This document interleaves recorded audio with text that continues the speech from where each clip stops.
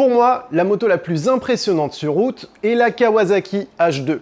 231 chevaux, un compresseur et une violence inouïe à la poignée de gaz. C'est la chose la plus folle que l'on peut s'acheter avec une carte grise.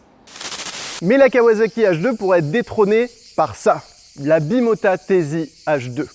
En gros, Bimota, c'est un constructeur de motos italien qui depuis 50 ans prend des moteurs sensationnels et les met dans des écrins encore plus exclusifs. Cette moto, elle a le moteur de la H2, mais dans un écrin, c'est-à-dire une partie cycle, un habillage, 35 000 € plus cher. On va donc tenter de savoir si c'est la moto de route la plus folle qui existe. Et comme premier élément de réponse, on va la démarrer. Parce que la Bimota, elle est vendue avec un pot Racing. Alors, normalement, elle n'est pas homologuée avec ce pot-là. Elle est homologuée avec le pot de la H2, exactement le même, le gros. Le problème, c'est que les réglages moteurs, ils sont faits pour fonctionner avec ce pot-là. En fait, si on veut l'essayer comme il faut rouler avec ce pot-là. Mais on va quand même mettre la chicane.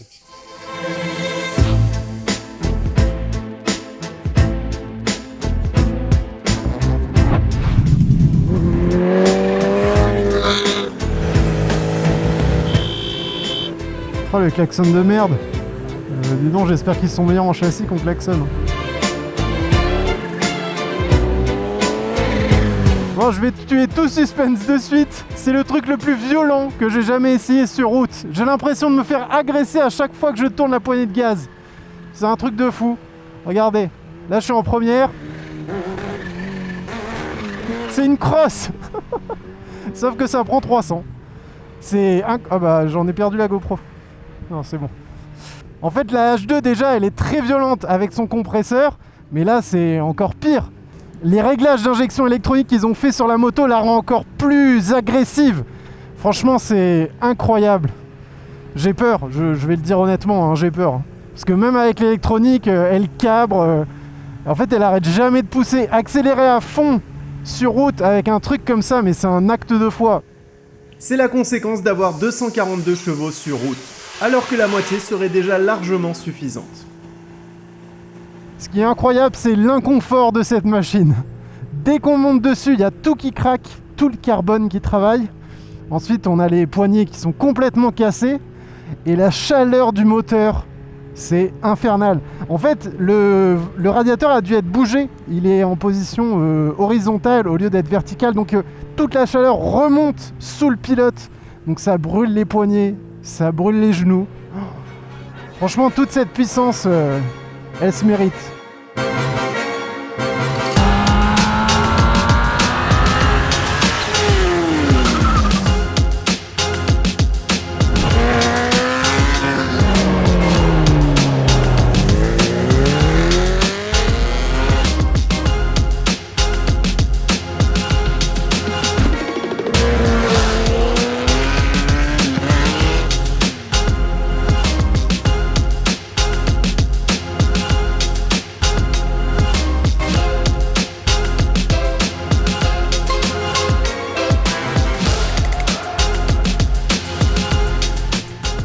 Alors autant c'est sympa quand il y a des lignes droites et tout, bon ben on se fait des sensations.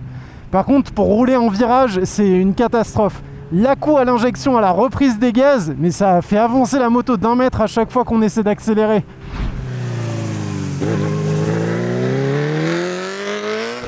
Du coup très difficile d'être précis, mais franchement vu les sensations que ça offre en ligne droite, ça vaut le coup.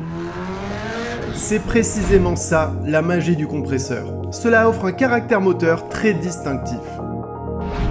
Mais bon, ça, j'ai envie de vous dire, le caractère moteur, au final, c'est du déjà vu.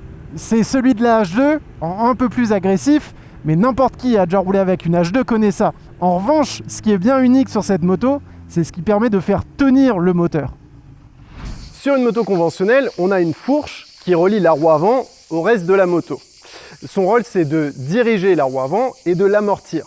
Sur la Tesi, ces deux fonctions sont dissociées. C'est-à-dire qu'on a un bras oscillant qui relie la moto au cadre et on a cette pièce qui permet de faire tourner la roue et celle-ci qui permet d'amortir les bosses. En fait, ça renvoie tout ça à un amortisseur qui est situé à l'arrière de la moto. Donc on a deux amortisseurs à l'arrière. En fait, l'intérêt, c'est d'avoir une géométrie constante. C'est-à-dire que la moto ne s'enfonce pas quand on attrape les freins. Par exemple, quand je monte dessus, elle s'enfonce autant de devant comme de derrière. Un autre avantage, c'est qu'on peut régler précisément le châssis avec cette pièce-là.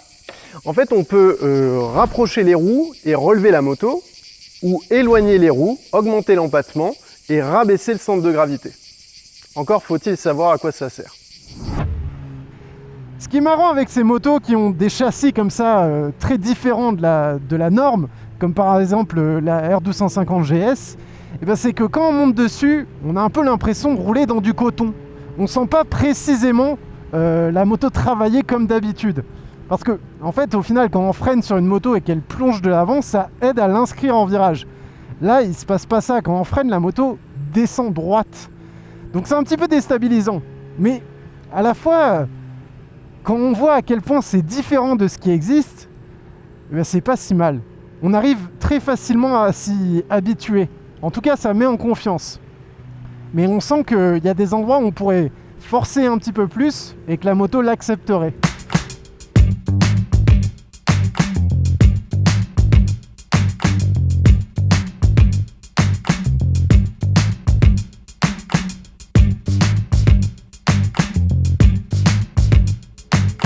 En fait, ce qu'il y a, c'est que même si elle n'a pas cette balance qui lui permet de mieux rentrer en virage, elle est très légère. Elle fait 207 kg à sec. Et ça, pour une moto avec un compresseur, c'est vraiment peu. C'est plus léger qu'une H2. C'est aussi dû aux roues qui sont plus légères. Et donc forcément, la moto est quand même assez vive. Car ce bras oscillant avant, bien qu'il soit composé de plus de pièces qu'une fourche conventionnelle, permet de se passer de cadre. Donc au final, cela s'équilibre quasiment en termes de poids.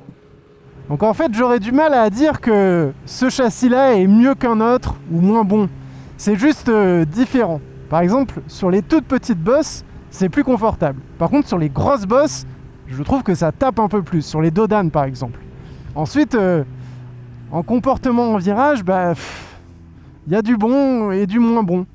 En tout cas, pour un truc qui a été inventé dans un garage d'un Italien qui préparait sa thèse de fin d'études, faut avouer que ça fonctionne quand même pas mal. Car le nom Tesi signifie thèse en italien. Il s'agit de celle de deux étudiants qui ont développé cette architecture de châssis à la fin de leurs études. Mais on ne peut pas réduire cette machine à un délire d'ingénieur. C'est la définition du haut de gamme. On peut la trouver moche ou trop grosse dans son ensemble, mais on est obligé d'aimer ses détails et ses pièces. La Tesi H2 est tellement unique que vous pouvez choisir à la carte sa couleur et sa déco. À un certain prix bien sûr.